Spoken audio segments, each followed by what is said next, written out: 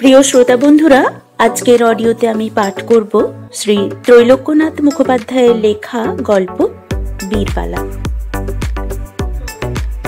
ইতিমধ্যে শ্রী ত্রৈলোক্যনাথ মুখোপাধ্যায়ের লেখা গল্প নয়নচাঁদের ব্যবসা এবং উপন্যাস কঙ্কাবতী পাঠ করে আপলোড করা হয়েছে।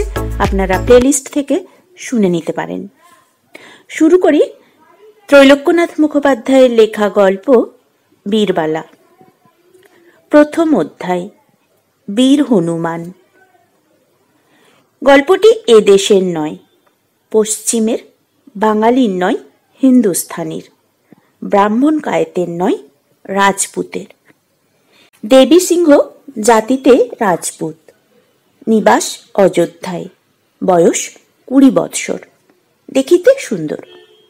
শিশুবেলায় দেবী সিংহের পিতামাতার মৃত্যু হয়। সংসারে তাহার আর কেহ নাই, কেবল বৃদ্ধা পিতামহী। তিনি দেবী সিংহকে প্রতিপালন করিয়াছেন। পিতামহী বলিলেন, দেবী, সকাল সকাল আহার করিয়া সরজুর ঘাটে গিয়া বসিয়া থাকো। নৌকা করিয়া তাহারা আসিবেন। বরাবর তাহাদিগকে বাটি লইয়া আসিবে। পাণ্ডাদিগের বাড়িতে বাসা করিতে দিবে না। দেবী সিংহের যখন 11 বৎসর বয়স, তখন 5 বৎসরের একটি বালিকার সহিত তাহার বিবাহ হয়। তাহার শ্বশুরবাড়ি অনেক দূর। বিবাহের পর আর তিনি শ্বশুরবাড়ি যান নাই। শ্বশুর শাশুড়িকে তাহার মনে পড়ে না। শুভদৃষ্টির পর স্ত্রীর সহিত তাহার সাক্ষাৎ হয় নাই। আজ দেবী সিংহের শ্বশুর সপরিবারে অযোধ্যায় তীর্থ করিতে আসিতেছেন। আজ সরজুর ঘাটে আসিয়া পৌঁছিবেন। তাই পিতামহী বলিলেন, দেবী, সকাল সকাল আহার করিয়া ঘাটে গিয়া বসিয়া থাকো। তোমার শ্বশুর শাশুড়িকে আমাদের বাটি লইয়া আইসো। আজ আমার বড় আনন্দের দিন। দেবী, আজ আমি পুত্রবধূর মুখ দেখিয়া জন্ম সার্থক করিব। সরজুর ঘাটে গিয়া দেবী বসিয়া রহিলেন।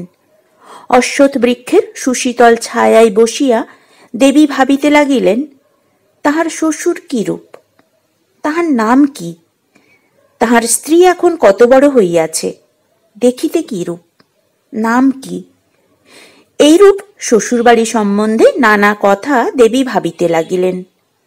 দিন অতীত হইল, সন্ধ্যা হইল, তবুও তাহারা আসিলেন না। দেবী মনে করিলেন, আজ বুঝি তাহারা আর আসিলেন না। যাই হোক, রাত্রি 9টা পর্যন্ত অপেক্ষা করিয়া দেখি, তাহার পর বাটি ফিরিয়া যাইব। অশ্বত্থ মূলে ঠেস দিয়া দেবী সিংহ বসিলেন। বসিয়া পুনরায় শ্বশুরবাড়ির কথা ভাবিতে লাগিলেন।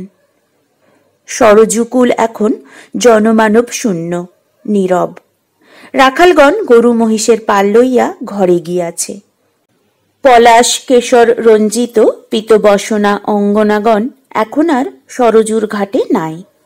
পাণ্ডাদিগের কোলাহল ধ্বনি একেবারেই বন্ধ হইয়া গিয়াছে। সরজুর জল কুলকুল শব্দে বহিয়া যাইতেছে। নক্ষত্র রাশি সরজুর ঈষৎ তরঙ্গ হিল্লোলে নাচিতেছে। দেবী তাই দেখিতেছেন, তাই শুনিতেছেন, আর শ্বশুরবাড়ির কথা মনে মনে ভাবিতেছেন। এমন সময় কি হইল না, ভয়ানক উপ করিয়া এক প্রকাণ্ড হনুমান অশ্বত্থ গাছ হইতে লাফ দিয়া দেবী সিংহের সম্মুখে পড়িল। পাছে কামড়াইয়া দেয় সেই ভয়ে দেবী সিংহ পলাইবার উদ্যোগ করিলেন। পলাইতে না পলাইতে বীর হনুমান তাহাকে বলিলেন, আমার গাছতলা তুমি অপবিত্র করিলে কেন? তোমার কি ক্রিস্তানি মতলব? দেবী সিংহ উত্তর করিলেন, আজ্ঞা না মহাশয়, ক্রিস্তানি মতলব কেন হইবে? এই দেখুন, আমার মাথায় শিখা রহিয়াছে। বীর হনুমান বলিল, কই দেখি। দেবী সিংহ বীর হনুমানের দিকে মস্তক অবনত করিলেন। টিকির মর্যাদারক্ষক বীর হনুমান বাম হাত দিয়া টিকিটি ধরিলেন। ধরিয়া একবার এদিক একবার ওদিক করিয়া টান মারিতে লাগিলেন। আর বলিতে লাগিলেন, বেশ টিকিটি, বাহ, দিব্য টিকিটি। কিন্তু টিকিটি ভালো হইলে কি হইবে? দেবী সিংহের এদিকে প্রাণ বাহির হইতে লাগিল, মুন্ডটি ছিঁড়িয়া যাইবার উপক্রম হইল। দেবী সিংহের চক্ষে জল আসিল। টিকিট টানে একবার তাহার ঘাটটি খুট করিয়া উঠিল। ঘাটটি যেই খুট করিল, আর দেবী সিংহ জ্ঞান হারাইলেন। তাহার পর কি হইল তিনি কিছুই জানেন না। যখন পুনরায় জ্ঞান হইল, তখন দেবী সিংহ দেখিলেন যে মাটিতে পড়িয়া রহিয়াছেন। একটি স্ত্রীলোকের কোলে তাহার মাথা রহিয়াছে। স্ত্রীলোকটি কাঁদিতেছেন। সেই চক্ষু জলের 2-1 ফোঁটা তাহার গায়ে পড়িতেছে। আশেপাশে অনেকগুলি পুরুষ মানুষ, মেয়ে মানুষ, বালক বালিকা সব দাঁড়াইয়া আছে। সকলেই অপরিচিত। দেবী সিংহ যেই চক্ষু চাহিলেন, আর চারিদিকে আনন্দধ্বনি হইল। সকলে বলিল, আর কোনো ভয় নাই, ধর্মদত্ত এইবার প্রাণ পাইল। ধর্মের মা, আর কাঁদিও না, আর কোনো ভয় নাই, বাছাকে লইয়া এখন ঘরে যাও। যে স্ত্রীলোকটির কোলে তাহার মাথা ছিল, তিনি অতি স্নেহের সহিত দেবী সিংহের গায়ে হাত দিয়া বলিলেন, ধর্মদত্ত, বাবা আমার এখন একটু কি ভালো হইয়াছে? দেবী সিংহ উত্তর করিলেন, তুমি কে? আমি তো তোমাকে চিনি না। আমার নাম তো ধর্মদত্ত নয়, আমার নাম যে দেবী সিংহ।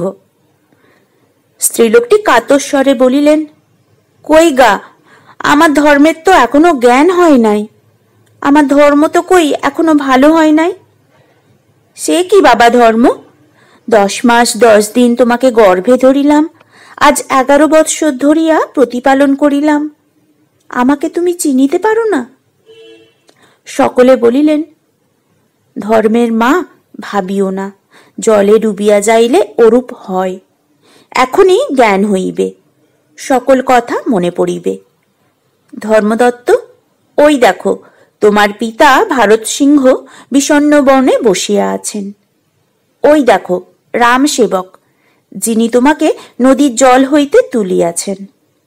এই দেখো তোমার খেলাইবার সঙ্গী প্রতাপ ও মহাবীর।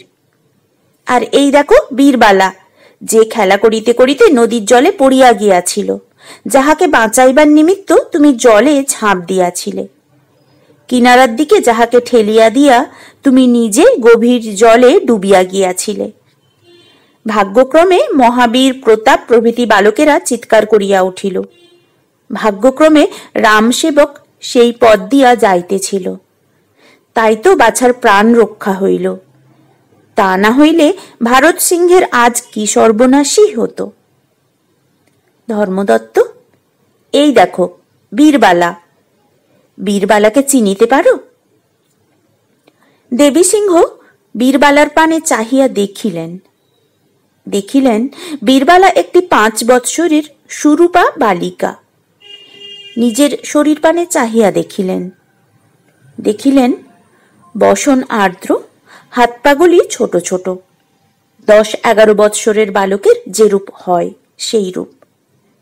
পিতা ভারত সিংহকে দেখিলেন, সজল নয়না মাতাকে দেখিলেন, সমবয়স্ক মহাবীর, প্রতাপ প্রভৃতিকে দেখিলেন। এই সকল দেখিয়া শুনিয়া ক্রমে তাহার মনে বিশ্বাস হইল যে তিনি দেবী সিংহ নন, তিনি ধর্মদত্ত। তিনি 20 বৎসরের যুবক নন, তিনি 11 বর্ষীয় বালক।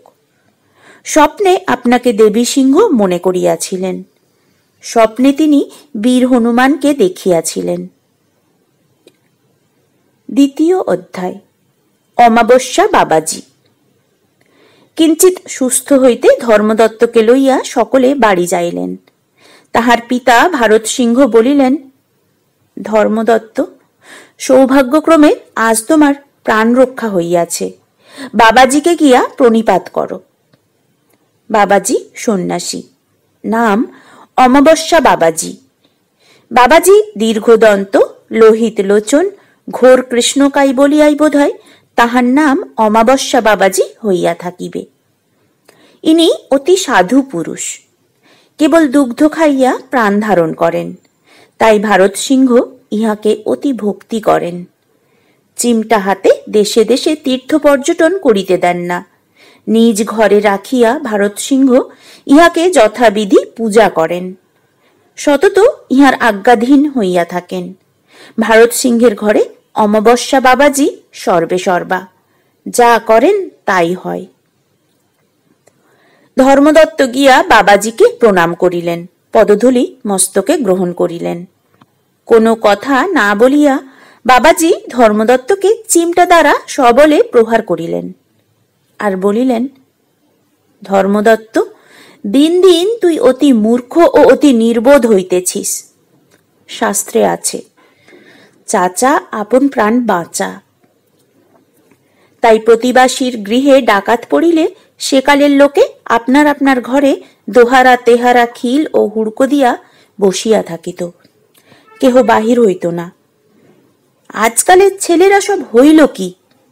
পরের জন্য প্রাণ সমর্পণ। 5 বৎসরের একটা মেয়ে বাঁচাইতে জলে ঝাঁপ, এ সকলই কলির মাহাত্ম্য।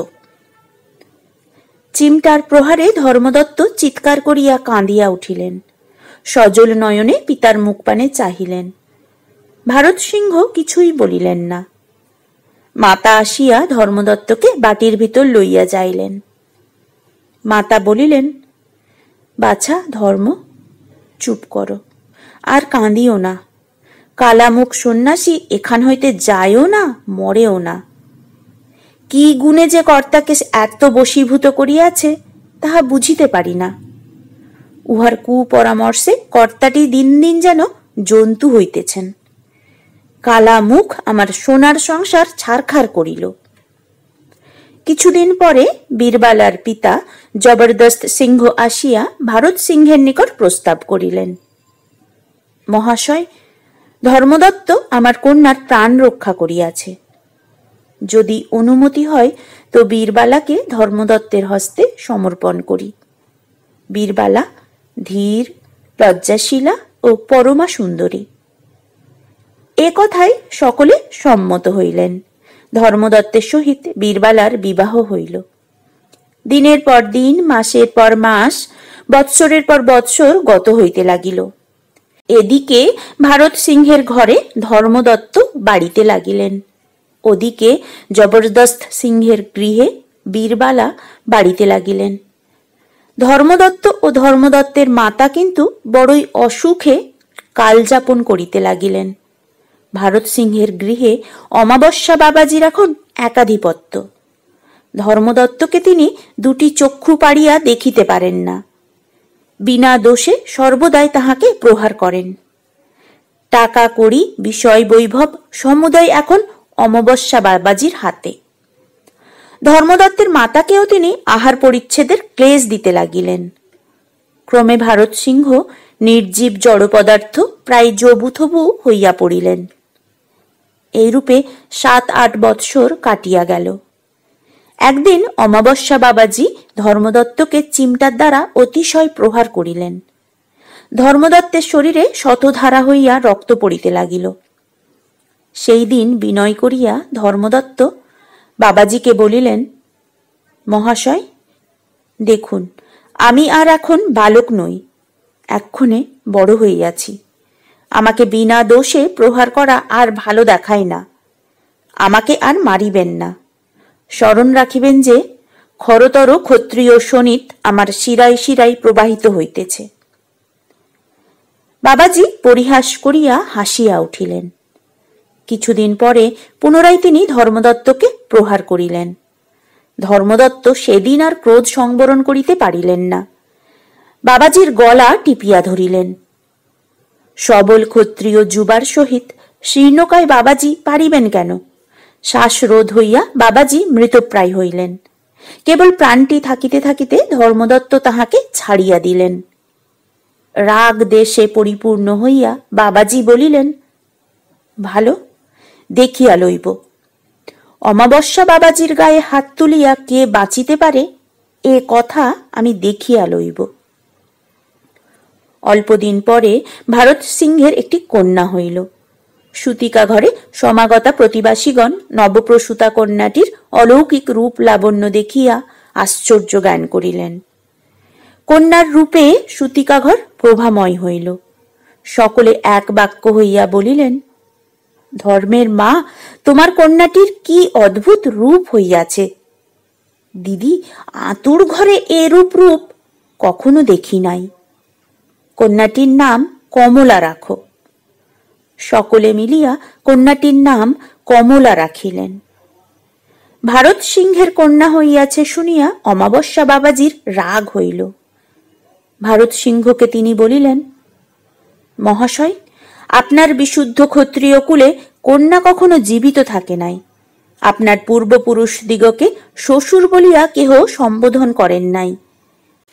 ইংরাজের দৌরাত্মে আজ ক্ষত্রিয় কুল কলঙ্কিত হইতেছে সত্য, কিন্তু আমি আপনার গৃহে থাকিতে আপনার কুল কলঙ্কিত হইতে দিব না, এক্ষণে যেরূপ অনুমতি হয়। ভারত সিংহ এক্ষণে জড় পদার্থ, জ্ঞান গোচর কিছুই নাই। তিনি বলিলেন, যা ভালো বিবেচনা করেন তাহাই করুন। অমাবস্যা বাবাজি সুযোগ অনুসন্ধান করিতে লাগিলেন। নিজ জাতি ধাত্রীকে অর্থ দ্বারা বশ করিলেন। একদিন ঘোর নিশীথে ধর্মের মাতাকে নিদ্রিত পাইয়া ধাত্রীর যোগে বাবাজি কমলাকে চুরি করিলেন। পূর্ব প্রচলিত প্রথা অনুসারে কন্যাটিকে মৃত্তিকা পাত্রে রাখিলেন। সেই হাঁড়িতে একটু গুড় ও একটুখানি তুলা রাখিয়া সরা চাপা দিলেন। গ্রামের বাহিরে জনশূন্য মাঠের মাঝে লইয়া হাঁড়িটিকে পুঁতিয়া ফেলিলেন। গর্ত খুঁড়িবার সময় ও হাঁড়ি পুঁতিবার সময় বাবাজি বারবার এই মন্ত্রটি পাঠ করিতে লাগিলেন। কমলা, তুমি হও দূর, যাও শীঘ্র জমপুর, খাও গুড়, কাটো সুত, তোমায় চাই না, চাই পুত।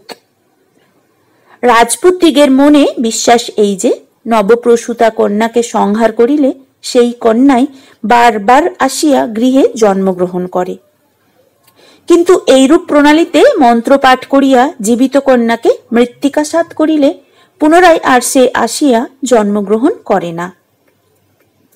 মাতা জাগরিত হইয়া শিশুটিকে দেখিতে পাইলেন না। সূতিকা ঘরে হাহাকার পড়িয়া গেল। কত কাঁদিলেন, কত কাটিলেন, মনে করিলেন তাহার অসাবধানতা বশত কন্যাকে শ্রীগালে লইয়া গিয়াছে। অমাবস্যা বাবাজি গোপনভাবে পুলিশের নিকট পত্র পাঠাইলেন। তাহাতে ধর্মদত্তের প্রতি ভগিনীবধের দোষারোপ করিলেন। পুলিশের দ্বারা তদন্তের সময় অমাবস্যা বাবাজি প্রকাশ্যভাবে সাক্ষ্য প্রদান করিলেন। ধর্মদত্ত রাত্রিকালে হাঁড়ির ভিতর করিয়া শিশুটিকে কোথায় লইয়া যাইতেছে তাহা তিনি স্বচক্ষে দেখিয়াছেন, এইরূপভাবে সাক্ষ্য প্রদান করিলেন। ধাত্রীও সেইভাবে সাক্ষ্য দিল। প্রতিবাসী রামসেবক বলিলেন যে, রাজপুতেরা কিরূপে আপনাদিগের কন্যা বধ করিত একথা ধর্মদত্ত তাহাকে কিছুদিন পূর্বে জিজ্ঞাসা করিয়াছিলেন। রামসেবক মিথ্যা বলেন নাই। কৌতূহলবশত ধর্মদত্ত সত্য সত্যই তাহাকে জিজ্ঞাসা করিয়াছিলেন। মোকদ্দমা উপস্থিত হইল। পুত্রকে বাঁচাইবার জন্য ভারত সিংহ কিছুমাত্র যত্ন করিলেন না, একটি পয়সাও খরচ করিলেন না। ধরাশায়িনী শোকাকুলা পত্নীর অবিরত অশ্রুধারায় তাহার মন ঈষৎমাত্র ভিজিল না। অমাবস্যা বাবাজি যে তাহার ঘোর সর্বনাশ করিতেছে সে জ্ঞান তাহার হইল না। বীরবালার পিতা অনেক অর্থ ব্যয় করিলেন। সুচতুর উকিল নিযুক্ত করিয়া জামাতার রক্ষার নিমিত্ত প্রাণপণে চেষ্টা করিতে লাগিলেন। সামান্য বালিকা হইয়াও, কুলের কুলবধূ হইয়াও এই বিপদের সময় স্বামী রক্ষার নিমিত্ত বীরবালা উকিলের বাড়ি, সাক্ষীদিগের বাড়ি, কত লোকের বাড়ি কাঁদিয়া কাঁদিয়া বেড়াইতে লাগিলেন। ধর্মদত্তের উকিল আসিয়া ভারত সিংহকে বুঝাইতে লাগিলেন। তিনি বলিলেন, ধর্মদত্ত যে ভগিনীকে বধ করে নাই তাহা নিশ্চয়। অমাবস্যা বাবাজির কুটিলতা ইহাতে স্পষ্ট প্রতীয়মান হইতেছে। প্রকৃত ঘটনা কি মহাশয়ের বোধহয় অবিদিত নাই। অতএব সকল কথা প্রকাশ করিয়া পুত্রের প্রাণ রক্ষা করুন। ভারত সিংহ না রাম না গঙ্গা কোনো উত্তর করিলেন না। জড়ের ন্যায় চুপ করিয়া বসিয়া রহিলেন। জবরদস্ত সিংহের সমুদয় চেষ্টা বিফল হইল। ধর্মদত্তের মাতা পুত্রের হিত কামনায় দেবতাদিগকে রাত্রি দিন ডাকিতেছেন। দেবতারা তাহার প্রার্থনা শুনিলেন। বীরবালার কান্নায় দয়ার্দ্র চিত্ত ব্যক্তিদিগের হৃদয় বিদীর্ণ হইল বটে, কিন্তু তাহার স্বামী অব্যাহতি পাইলেন না। যাবজ্জীবনের নিমিত্ত ধর্ম দীপান্তরিত হইলেন। তৃতীয় অধ্যায়, ঘোমটাবতী। জামাতা শোকে জবরদস্ত সিংহ অতিশয় কাতর হইলেন। ক্রোধে সর্বশরীর তাহার কাঁপিতে লাগিল। অমাবস্যা বাবাজির যথোচিত দণ্ড করিয়া অবশেষে তাহার প্রাণবধ করিবেন মনে মনে এই সংকল্প করিলেন। বিষণ্ণ বদনে অশ্রুনয়না মলিন বসনা বালিকা কন্যাকে লইয়া ঘরে ফিরিয়া আসিলেন। রাত্রি হইয়াছে, চারিদিকে ঘোর অন্ধকার। মাটিতে পড়িয়া বীরবালা অবিরত কাঁদিতেছেন। বেড়াইতে বেড়াইতে ঘোমটাবতী বলিয়া একটি উপদেবতা সেই স্থলে আসিয়া উপস্থিত হইলেন। বীরবালাকে শিশুকাল হইতে তিনি দেখিয়া আসিতেছেন। বীরবালাকে আজ দুঃখ সাগরে নিমগ্না দেখিয়া তাহার দয়া হইল। ঘোর রজনীতে বীরবালা মাটিতে পড়িয়া কাঁদিতেছেন। ঘোমটাবতী সম্মুখে আসিয়া দাঁড়াইলেন। বীরবালাকে হাতছানি দিয়া ডাকিলেন। এরূপ সময়ে বীরবালার আর ভয় কি? তিনি উঠিলেন। ঘোমটাবতী যেদিকে যাইতে লাগিলেন সেই দিকে তাহার পশ্চাৎ পশ্চাৎ চলিলেন। গ্রাম পার হইয়া দুইজনে মাঠের মাঝে উপস্থিত হইলেন। হাত বাড়াইয়া ঘোমটাবতী একটি স্থান নির্দেশ করিয়া দিলেন। তাহার পর ঘোমটাবতী অদৃশ্য হইয়া পড়িলেন। বীরবালা দেখিলেন যে সেই নির্দিষ্ট স্থানের মৃত্তিকা কোমল, যেন অল্প দিবস পূর্বে সে স্থান কেহ খনন করিয়াছিল। হাত দিয়া বীরবালা সেই স্থানের মাটি খুঁড়িতে লাগিলেন। খুঁড়িতে খুঁড়িতে একটি হাঁড়ি বাহির হইল। হাঁড়িটি তুলিয়া মুখে সরাখানি খুলিয়া দেখিলেন যে তাহার ভিতর একটু গুড়, একটুখানি কার্পাস ও একখানি কাগজ রহিয়াছে। সেইগুলি বাটি লইয়া আসিলেন ও আপনার পিতাকে দেখাইলেন। জবরদস্ত সিংহ দেখিলেন যে সেই কাগজখানিতে এইরূপ লেখা রহিয়াছে, আমার নাম শাহ সুলতান, নিবাস বোগদাদ, ভারতবর্ষ হইতে দেশে প্রত্যাগমন করিতেছি। লোকজন লইয়া তাঁবু খাটাইয়া এই মাঠে আমি রাত্রি যাপন করিতেছিলাম। রাত্রি 2 প্রহরের সময়ে নিকটে ওই ঝোপের ভিতর বসিয়াছিলাম। সেই সময় কৃষ্ণকায় এক ব্যক্তি একটি হাঁড়ি লইয়া মাঠে আসিল। হাঁড়ির ভিতর হইতে শিশুর ক্রন্দনধ্বনি শুনিতে পাইলাম। মন্ত্র পড়িতে পড়িতে সেই ব্যক্তি হাঁড়িটি পুঁতিল। সেই মন্ত্র শুনিয়া বুঝিলাম যে শিশুটি রাজপুত কন্যা, নাম কমলা। কৃষ্ণকায় ব্যক্তি চলিয়া যাইলে আমি তৎক্ষণাৎ মাটি খুঁড়িয়া তুলিলাম। শিশুটি জীবিত রহিয়াছে দেখিলাম। আমি নিঃসন্তান।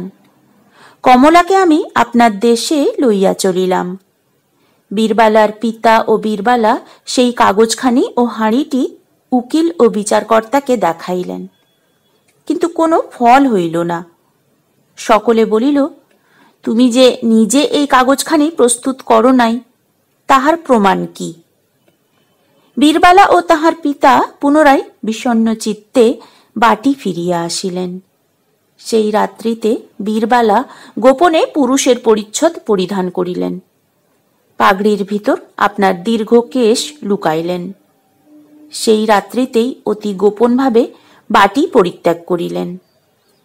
পিতার প্রবোধের নিমিত্ত একখানি কাগজে এই লিখিয়া যাইলেন, পিতা, আমি কমলার অন্বেষণে চলিলাম, বোগদাদ নগরে চলিলাম। কমলাকে আনিয়া নিশ্চয়ই স্বামীকে উদ্ধার করিব। স্বামীপদ ধ্যান করিয়া আমি যাইতেছি, নিশ্চয়ই কৃতকার্য হইব, আপনি চিন্তিত হইবেন না। বীরবালা চলিলেন। 12 বর্ষীয়া বালিকা বই তো নয়। পথঘাটের কথা তিনি কি জানেন? লোকের মুখে শুনিলেন যে বোগদাদ অনেক দূর, পশ্চিম দিকে। বীরবালা সেই পশ্চিম দিকে চলিলেন। একদিনে অধিক পথ যাইবেন এরূপ ক্ষমতা কোথায়? অল্প অল্প করিয়া প্রতিদিন পথ হাঁটিতে লাগিলেন। নানা ক্লেশ পাইয়া নানা বিপদ হইতে উত্তীর্ণ হইয়া অবশেষে ভারতের পশ্চিম প্রান্তে গিয়া উপস্থিত হইলেন। একদিন এক স্থানে একটি মেলা হইতেছে। বীরবালা তাহা দেখিতে পাইলেন। বীরবালা সেই মেলার ভিতর প্রবেশ করিলেন। সে স্থানে নানা দেশ হইতে বহু সংখ্যক লোকের সমাগম হইয়াছিল। ভারতের নানা স্থান হইতে শত শত সাধুগণ আসিয়া সেই স্থানে উপস্থিত হইয়াছিলেন। বীরবালা দেখিলেন যে একজন সাধু সিদ্ধি বাটিয়া সকলকে বিতরণ করিতেছেন। যে চাহিতেছে তাহাকেই তিনি সিদ্ধি ও মিষ্টি দিতেছেন। সহসা সকলের মনে সন্দেহ উপস্থিত হইল। সকলের সন্দেহ হইল যে সাধু হিন্দু নন, মুসলমান। এইরূপ মনে করিয়া লোকে তাহার উপর ঢিল ও পাথর বর্ষণ করিতে লাগিল। সাধুর একটি কুকুর ছিল। কুকুরটি নিকটে শুইয়াছিল। ক্রোধে অপর কাহাকে কিছু না বলিয়া সাধু দুই হাতে কুকুরটির পা ধরিয়া তুলিলেন। নিকটস্থ একখানি পাথরের উপর আছাড় মারিলেন। কুকুরের মাথাটি ফাটিয়া গেল, চারিদিকে মস্তিষ্ক ছিন্ন বিচ্ছিন্ন হইয়া পড়িল। কুকুরটি তৎক্ষণাৎ মরিয়া গেল। কুকুরের মৃতদেহ ফেলিয়া দিয়া সাধু সে স্থান হইতে প্রস্থান করিলেন। কিঞ্চিত দূরে গিয়া স্তব্ধ হইয়া দাঁড়াইয়া শীষ দিতে লাগিলেন। সেই শীষ শুনিয়া মৃত কুকুরটি তৎক্ষণাৎ বাঁচিয়া উঠিল। দৌড়িয়া সাধুর নিকট গিয়া উপস্থিত হইল। এই আশ্চর্য ব্যাপার দেখিয়া সকলেই বিস্ময়াপন্ন হইলেন। সকলেই তখন সাধুর প্রশংসা করিতে লাগিলেন। মেলা স্থান পরিত্যাগ করিয়া দ্রুত বেগে সাধু অরণ্যময় নির্জন পর্বতের দিকে চলিলেন। বীরবালাও তাহার পশ্চাৎ পশ্চাৎ চলিলেন। বারবার হাত নাড়িয়া সাধু তাহাকে ফিরিয়া যাইবার নিমিত্ত আদেশ করিলেন। বীরবালা তাহা শুনিলেন না। বীরবালা তাহার পশ্চাৎ পশ্চাৎ যাইতে লাগিলেন। অবশেষে ক্রুদ্ধ হইয়া জিজ্ঞাসা করিলেন, তুমি আমার সঙ্গে সঙ্গে আসিতেছ কেন? আমাকে এরূপ বিরক্ত করিতেছ কেন? বীরবালা তাহাকে আপনার দুঃখের কথা সমুদায় বলিলেন। সাধুর দয়া হইল। বৃক্ষপত্রে একখানি কবজ লিখিয়া বীরবালাকে দিলেন ও বলিলেন, এই কবজখানি বাম হাতে ধরিয়া যেখানে ইচ্ছা করিবে সেই দণ্ডে সেইখানে উড়িয়া যাইতে পারিবে। ইহার সহায়তায় তুমি বোগদাদ গমন করো। সে স্থান হইতে কমলাকে আনিয়া পতির উদ্ধার সাধন করো। আর আমার সঙ্গে আসিও না, কিন্তু দেখিও কবজখানি যেন ছিঁড়িয়া না যায়, তাহা হইলে ফল হইবে না। চতুর্থ অধ্যায়। সবুজ ভূত। কবজ পাইয়া বীরবালার মনে আনন্দ হইল।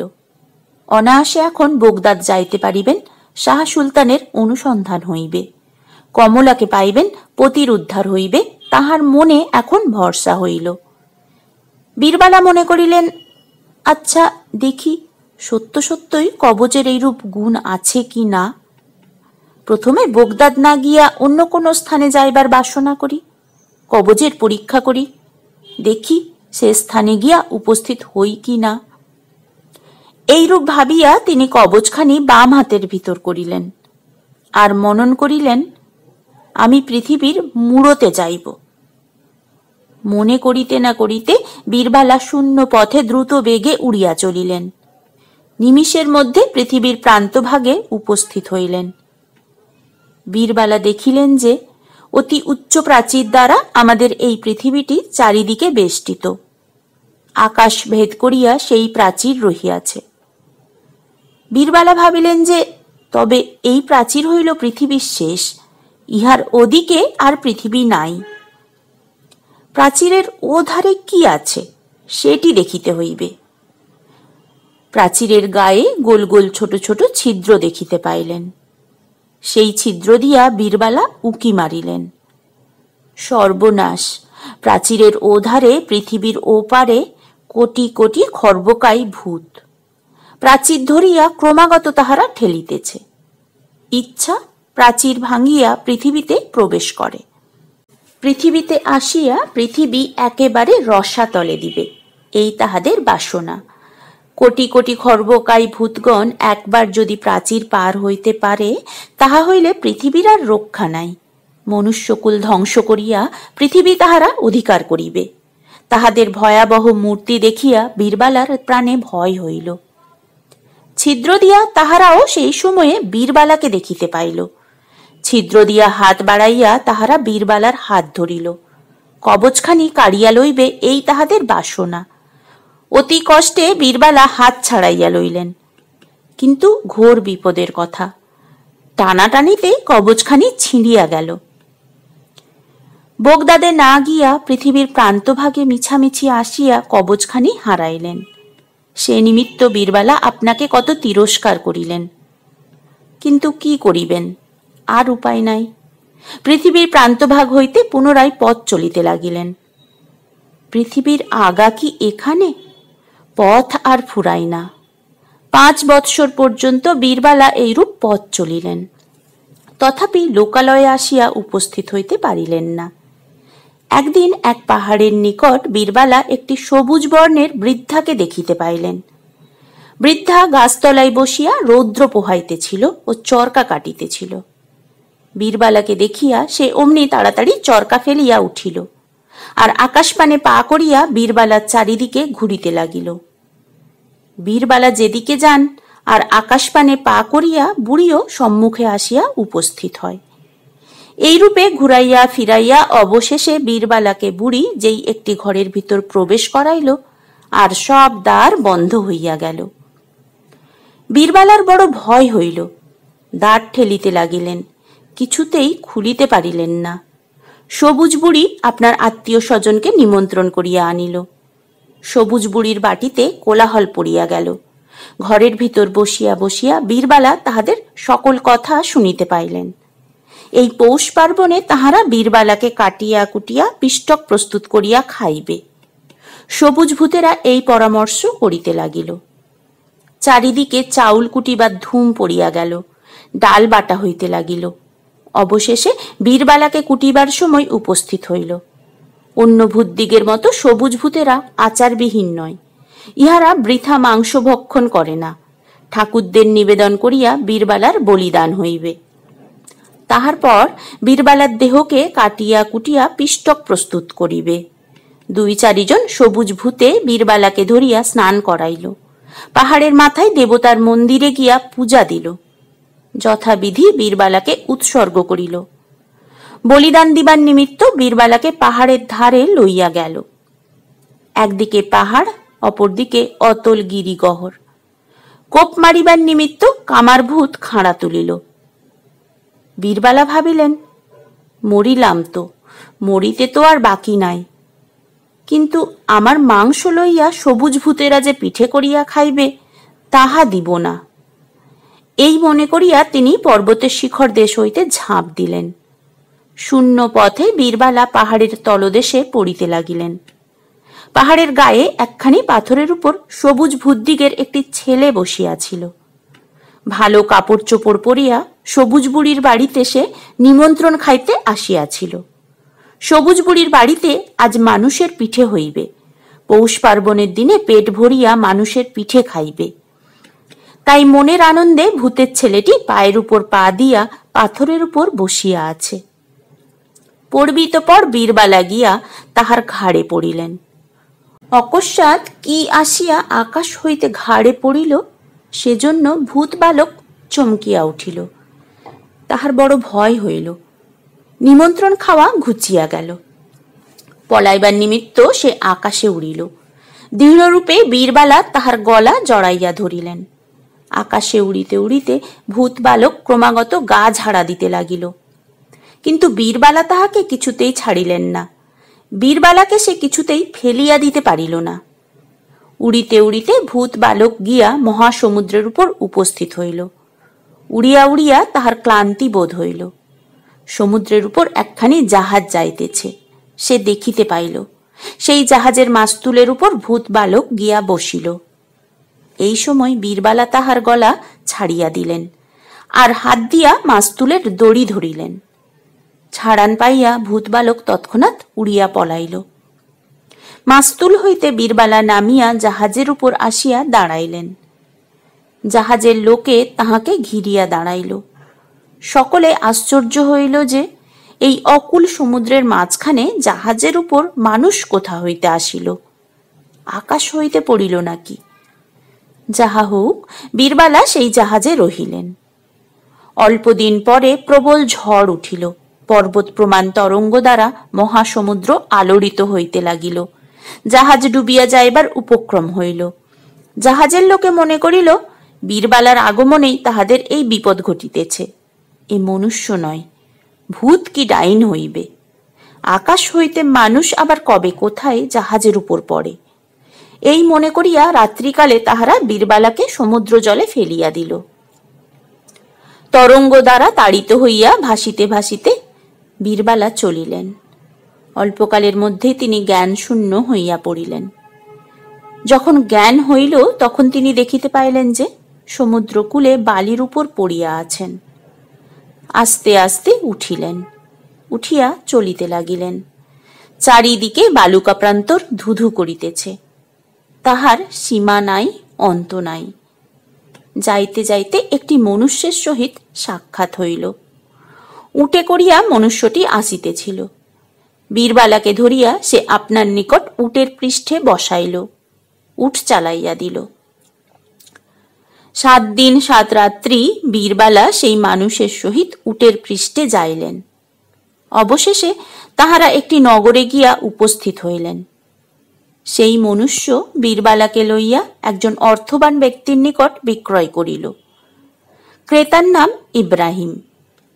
বীরবালা এক্ষণে জানিতে পারিলেন যে তিনি আরব দেশে মক্কা নগরে আসিয়া উপস্থিত হইয়াছেন। মক্কা নগরে ইব্রাহিমের ঘরে বীরবালা বাস করিতে লাগিলেন।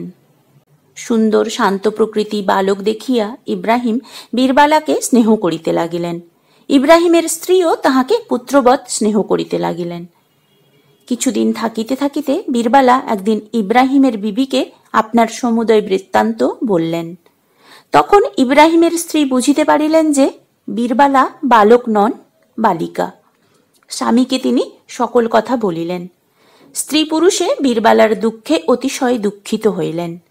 দয়া করিয়া তাহারা বীরবালাকে দাসত্ব হইতে মুক্ত করিলেন ও অর্থ দিয়া বণিকদিগের সহিত বোগদাদে প্রেরণ করিলেন। 5ম অধ্যায়, সাহেব ভূত।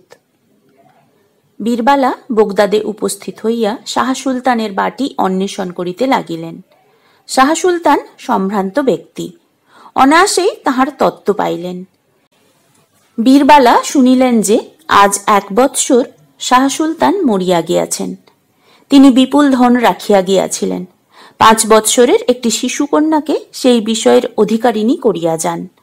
কিন্তু তাহার ভ্রাতুষ্পুত্র ফরাগত হোসেন কন্যাটিকে তাড়াইয়া দিয়া সমুদয় বিষয় আত্মসাৎ করিয়াছিলেন। তাহার পর নানারূপ দুষ্ক্রিয়া দ্বারা অল্পদিনে সমুদয় বিষয় তিনি নষ্ট করিয়া ফেলিয়াছেন।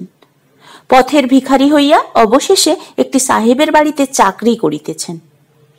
এই সকল কথা শুনিয়া বীরবালার নিশ্চয় প্রতীতি হইল যে শিশুটি আর কেহ নয়, কমলা। এক্ষণে তিনি সেই শিশুটির অন্বেষণ করিতে লাগিলেন। অনেক সন্ধান করিয়া অনেক ক্লেশে শেষে জানিতে পারিলেন যে শাহ সুলতানের বাটি হইতে বিদূরিত হইয়া শিশুটি অনেক দিনের নিমিত্ত পথে পথে কাঁদিয়া বেড়াইতেছিল। একদিন গাছতলায় বসিয়া কাঁদিতেছিল। এমন সময় সেই পথ দিয়া একটি ইংরেজ বণিক ও তাহার স্ত্রী যাইতেছিলেন। নিরাশ্রয় শিশুটিকে দেখিয়া তাহাদের দয়া হইল। আদর করিয়া তাহাকে বাটি লইয়া যাইলেন। সেই অবধি ইংরেজ বণিকের ঘরে শিশুটি বাস করিতেছিল। ইংরেজ বণিকের সহসা সৌভাগ্যের উদয় হইল। সহসা বিপুল অর্থ লাভ করিয়া স্বদেশে গমন করিলেন। শিশুটি তাহাদের সঙ্গেই চলিল। এই কথা শুনিয়া বীরবালা হতাশ হইয়া পড়িলেন। বোগদাদে আসিয়াও কমলাকে পাইলেন না। কি করিবেন? এক্ষণে বিলাত যাইবার জন্য প্রস্তুত হইলেন। আবার পথ চলিতে আরম্ভ করিলেন। বহুদিন পরে ভূমধ্য সাগর কূলে গিয়া উপস্থিত হইলেন। কি করিয়া বিলাত যাইবেন বিষণ্ণ বদনে সেইখানে বসিয়া ভাবিতে লাগিলেন। নিজের দূরদৃষ্ট ভাবিয়া দীর্ঘ নিঃশ্বাস পরিত্যাগ করিলেন। নিঃশ্বাসটি যেই ফেলিয়াছেন, আর কাতর স্বরে চিৎকার করিয়া নিকটে কে কাঁদিয়া উঠিল। চমকিত হইয়া বীরবালা চাহিয়া দেখিলেন সম্মুখে একটি সাহেব ভূত। সাহেব ভূত কাঁদিতে কাঁদিতে বলিলেন, ওগো, তুমি আমার ওপর এরূপ নিষ্ঠুর ব্যবহার কেন করিলে? জোর নিঃশ্বাস ফেলিলে কেন? এই দেখো, আমার শরীরের জোড় সব খুলিয়া গেল। বীরবালা দেখিলেন সত্য সত্যই সাহেব ভূতের শরীরের জোড় সব খুলিয়া যাইতেছে, হাত পা নাক কান খসিয়া পড়িতেছে। সভয়ে বীরবালা বলিলেন, মহাশয়, আপনি যে এখানে বসিয়াছিলেন তাহা জানিতাম না। আপনার শরীরের জোড় যে এত ভঙ্গুর তাহাও জানিতাম না। তাহা যদি জানিতাম, তাহা হইলে ধীরে ধীরে নিঃশ্বাস ফেলিতাম। সাহেব ভূত পুনরায় বলিলেন, আমার আঙ্গুল খসিয়া গেল, এখন আংটি পরিব কোথায়? হাত খসিয়া গেল, বালা পরিব কোথায়? পা খসিয়া গেল, মল পরিব কোথায়? নাক খসিয়া গেল, নোলক পরিব কোথায়? কান খসিয়া গেল, মাকড়ি পরিব কোথায়? সাহেব ভূতের দুঃখে বীরবালা দুঃখিত হইয়া জিজ্ঞাসা করিলেন, মহাশয়, ইহার কি কোনো উপায় নাই? ভূত বলিলেন, তুমি যদি কাদা দিয়া আমার হাত পা ভালো করিয়া জুড়িয়া দিতে পারো, তাহা হইলে আমি ভালো হই। বীরবালা তাহাই করিলেন। সুস্থ হইয়া সাহেব ভূত বীরবালার সমুদয় বৃত্তান্ত জিজ্ঞাসা করিলেন। সকল কথা পরিচয় দিয়া বীরবালা সাহেব ভূতকে বিলাত যাইবার উপায় জিজ্ঞাসা করিলেন। সাহেব ভূত বলিলেন, তার ভাবনা কি? আমি এইক্ষণেই তোমাকে টেলিগ্রাফে বিলাত পাঠাইয়া দিতেছি। জন সাহেব কমলাকে বিলাত লইয়া গিয়াছেন। রঙ্গিনী মেমের নিকট তোমাকে আমি পাঠাইব। আমি জীবিত থাকিতে রঙ্গিনী আমার স্ত্রী ছিলেন। জন সাহেবের মেমের সহিত রঙ্গিনীর ভাব আছে। এই বলিয়া সাহেব ভূত সমুদ্রের বালি দিয়া বড় একটি টেলিগ্রাফের তার প্রস্তুত করিলেন। বীরবালাকে তাহার ভিতর প্রবেশ করিতে বলিলেন। বীরবালা তাহার ভিতর প্রবেশ করিলে সাহেব ভূত তারের বাঁটটি টক টক টক টক করিয়া নাড়িলেন, আর সেই মুহূর্তেই বীরবালা বিলাতে গিয়া উপস্থিত হইলেন। একেবারে রঙ্গিনীর ঘরের ভিতর গিয়া পৌঁছিলেন। আরসির নিকট দাঁড়াইয়া রঙ্গিনী তখন বেশভূষা করিতেছিলেন, মুখে পাউডার মাখিতেছিলেন। সহসা বীরবালাকে ঘরের ভিতর আসিতে দেখিয়া তিনি চমকিত হইলেন। রঙ্গিনীর নিকট বীরবালা সকল পরিচয় দিলেন। বীরবালা তাহার নিকট 2-1 দিন বাস করিলেন। তাহার পর রঙ্গিনী তাহাকে জন সাহেবের নিকট লইয়া যাইলেন। জন সাহেব বলিলেন যে বোগদাদ হইতে কমলাকে তিনি বিলাতে আনিয়াছিলেন সত্য, কিন্তু এখানে আনিয়া কন্যাটিকে বিজয়ার হস্তে সমর্পণ করিয়াছেন। বিজয়া অতি সম্ভ্রান্ত মহিলা, অতি দয়াময়ী, অতি পবিত্র প্রাণা।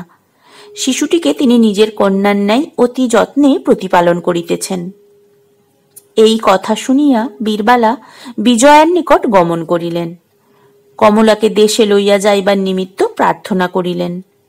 অতি মধুর ভাষে বিজয়া বলিলেন, কমলা আমার প্রাণ স্বরূপ, কমলাকে আমি কিছুতেই দিতে পারিব না। ভূমে জানু পাতিয়া জোড় হস্তে বীরবালা স্তুতি মিনতি করিতে লাগিলেন। বীরবালা বলিলেন, মহোদয়া, দয়াময়ী, দয়াময়ী বলিয়া সকলে আপনাকে জানে।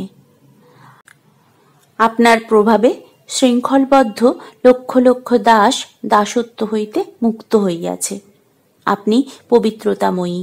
আপনার পবিত্রতা আদর্শস্থল হইয়া ঘরে ঘরে আজ পবিত্রতার আবির্ভাব করিয়াছে। আমার পতিধর্মের প্রতি আপনি কৃপা করুন। ভারত সিংহ বৃদ্ধ বুদ্ধিহীন হইয়াছেন, তাহার সংসার আজ শ্মশান ভূমি হইয়াছে। কমলাকে প্রদান করুন। ধর্মকে আমি পুনরায় দেশে আনয়ন করি। ভারত সিংহের অন্ধকার সংসার পুনরায় আলোকিত হোক। এইরূপ স্তুতি বিনতি শুনিয়া বিজয়ার মনে দয়া হইল। ভারত সিংহের দুর্দশা শুনিয়া অতিশয় দুঃখিত হইলেন। বীরবালার হস্তে কমলাকে সমর্পণ করিলেন। বীরবালা তাহার কেহ হন তাহা শুনিয়া কমলার আর আহ্লাদের অবধি রহিল না। মাতা পিতা ভাই বন্ধু সকলের মুখ দেখিবেন, সেজন্য কমলার মনে অপার আনন্দের উদয় হইল। বীরবালার গলা ধরিয়া কমলা কত কাঁদিলেন, কত হাসিলেন। ষষ্ঠ অধ্যায়। পোষড়ার পিঠে। কমলাকে লইয়া বীরবালা দেশে প্রত্যাগমন করিলেন। নিকটস্থ নগরে থাকিয়া পিতাকে সংবাদ দিলেন। জবরদস্ত সিংহ সেই স্থানে উপস্থিত হইলেন। কন্যাকে পাইয়া কমলাকে দেখিয়া জবরদস্ত সিংহের আর সুখের পরিসীমা রহিল না। কমলাকে দেখাইয়া যথাবিধি উপায় করিয়া ধর্মদত্তকে কারাবাস হইতে মুক্ত করিলেন। অবশেষে ধর্মদত্ত বীরবালা ও কমলাকে সঙ্গে লইয়া তিনি ভারত সিংহের ভবনে উপস্থিত হইলেন। জবরদস্ত সিংহ বীরবালার পুনরাগমন, কমলা লাভ, ধর্মের মুক্তি এতদিন সকল কথা গোপন রাখিয়াছিলেন। আজ সকলকে লইয়া সহসা ভারত সিংহের বাটিতে উপস্থিত হইলেন। পুত্র, কন্যা ও পুত্রবধূ দেখিয়া ধর্মের মাতা স্বর্গ যেন হাত বাড়াইয়া পাইলেন। অমাবস্যা বাবাজির মাথায় যেন বজ্রাঘাত হইল। তিনি ভারত সিংহকে বলিলেন, আপনার এ পুত্র, কন্যা ও পুত্রবধূকে কিছুতেই ঘরে লওয়া হইবে না। এই কথা শুনিয়া জবরদস্ত সিংহ আর ক্রোধ সংবরণ করিতে পারিলেন না। বাবাজির চিমটাটি সে স্থানে পড়িয়াছিল। চিমটার অগ্রভাগ অগ্নির ভিতর ছিল। অগ্নির উত্তাপে চিমটার অর্ধাংশ ঘোর রক্তবর্ণ হইয়াছিল। জবরদস্ত সিংহ সেই চিমটাটি তুলিয়া লইয়া তাহার অগ্রভাগ দ্বারা অমাবস্যা বাবাজির নাক ধরিলেন। বাবাজির নাসিকা পরপর শব্দে পুড়িতে লাগিল। তাহা হইতে দারুণ দুর্গন্ধময় ধূম নির্গত হইতে লাগিল। যন্ত্রণায় বাবাজি চিৎকার করিতে লাগিলেন। আর যন্ত্রণা সহ্য করিতে না পারিয়া বাবাজি আপনার পৃষ্ঠে পক্ষীর মতো পাখা বাহির করিলেন। অবশেষে জানালা দিয়া উড়িয়া পলাইলেন। সকলে আশ্চর্য হইলেন। সকলে তখন বুঝিলেন যে অমাবস্যা বাবাজি মনুষ্য নন। অমাবস্যা বাবাজি যেই উড়িয়া যাইলেন, আর ভারত সিংহ যেন চমকিত হইয়া ঘোর নিদ্রা হইতে জাগরিত হইলেন। নির্বাণ প্রায় তাহার চক্ষু দুইটিতে পুনরায় আলোকের সঞ্চার হইল। তাহার মুখ প্রভাময় হইল। সহসা ভারত সিংহের যেন পুনরায় নবযৌবনের উদয় হইল। ধর্মদত্ত, বীরবালা ও কমলাকে তিনি সাদরে কোলে করিলেন। মোহবশত অন্ধ হইয়া স্ত্রীপুত্রকে নানারূপ ক্লেশ দিয়াছিলেন। দেব দুর্লভ ধর্ম হেন পুত্র ও কমলা হেন কন্যারত্নকে তিনি বিসর্জন দিয়াছিলেন। সেজন্য ভারত সিংহ এক্ষণে মনোদুঃখে অতিশয় কাতর হইলেন। আকুল হইয়া মনের বেদনায় তিনি কাঁদিতে লাগিলেন।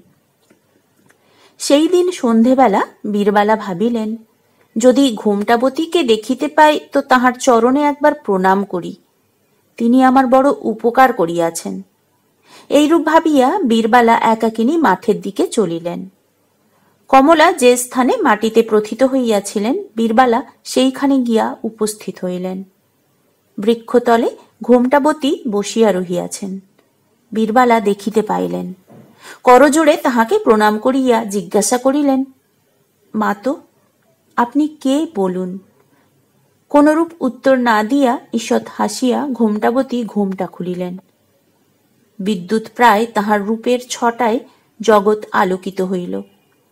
বিশ্ব সংসার শান্তি সুধায় সিক্ত হইল। আকাশের দ্বার উন্মুক্ত হইল। অপ্সরাগণ স্বর্গ হইতে পুষ্পবৃষ্টি করিতে লাগিল। অপ্সরা বালকগণ মধুর তানে বীরবালার সাহস, বিক্রম ও প্রতিভক্তির গুণগান করিতে লাগিল। অপ্সরা বালিকাগণ বীরবালার বেশভূষা করিতে লাগিল। বীরবালাকে মাঠের দিকে যাইতে ধর্মদত্ত দেখিয়াছিলেন। বীরবালার প্রত্যাগমনে বিলম্ব হইতেছে দেখিয়া তাহার ভাবনা হইল।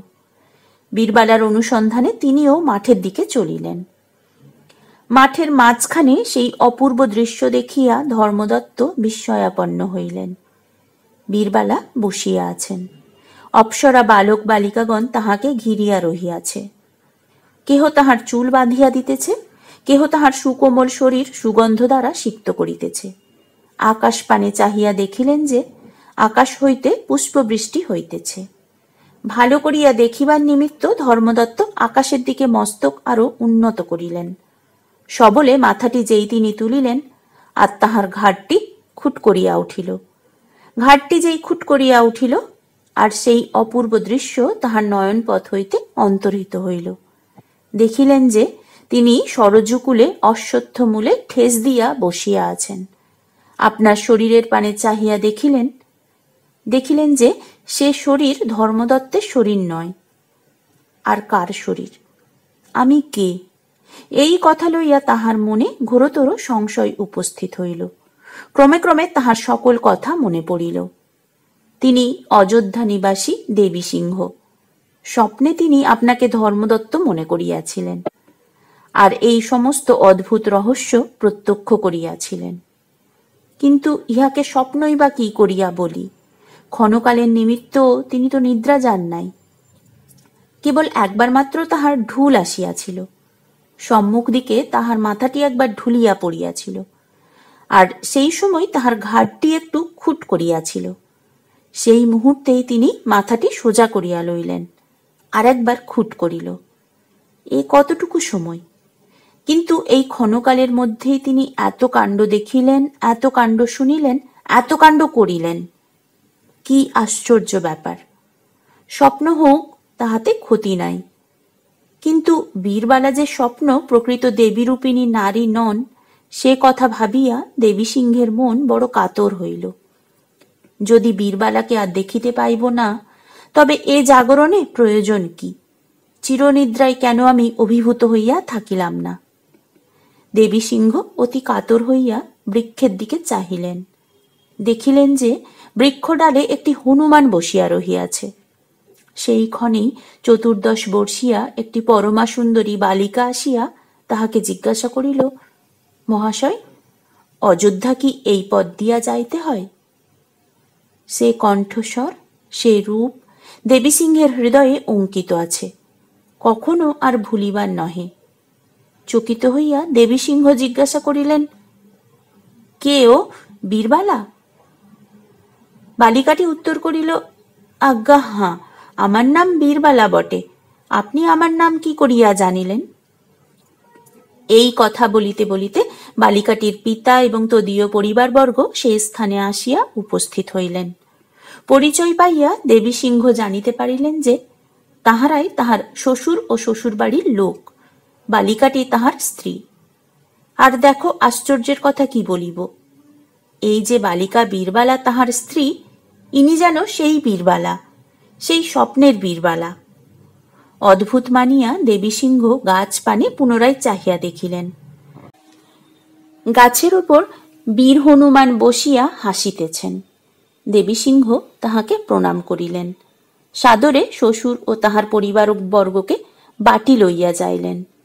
বীরবালার রূপে, বীরবালার গুণে দেবী সিংহের পিতামহী ও আত্মীয় স্বজন প্রতিবাসীগণ মুগ্ধ হইলেন। পৌষ পার্বণের সময় গৃহে কুটুম্বরা সমাগত হইয়াছেন। পিতামহী কত চাউল কুটিলেন, কত ডাউল বাটিলেন, কত নারিকেল কুড়িলেন, নানাবিধ পিষ্টক করিয়া কুটুম্বদিগকে আহার করিতে দিলেন।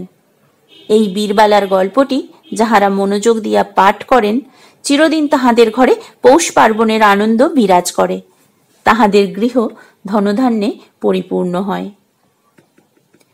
শ্রী ত্রৈলোক্যনাথ মুখোপাধ্যায়ের লেখা বীরবালা গল্পটির পাঠ এখানেই শেষ হলো। পরের অডিওতে নতুন গল্প নিয়ে ফিরে আসব। সঙ্গে থাকুন, শুনতে থাকুন। ধন্যবাদ।